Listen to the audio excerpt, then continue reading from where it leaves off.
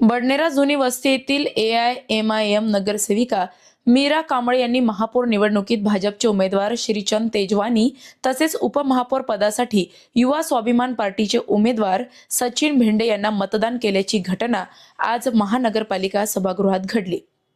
या अनपेक्षित मतदानामुळे अमरावतीच्या राजकारणात खळबळ उडाली आहे। महापौर व उपमहापौर पदासाठी सुरू असलेल्या मतदान प्रक्रियेदरम्यान मीरा कांबळे यांनी उघडपणे हात वर करून मतदान केल्याने सभागृहाचे लक्ष वेधले गेले।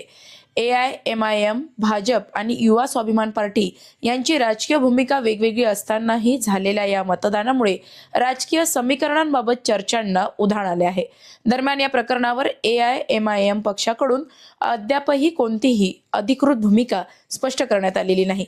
दुसरीकडे भाजप आणि युवा स्वाभिमान पार्टीच्या समर्थकांकडून या मतदानाचे स्वागत करण्यात येत आहे। या घडामोडीचे महापालिकेच्या पुढील राजकारणावर काय परिणाम होतील याकडे सर्वांचे लक्ष लागले आहे।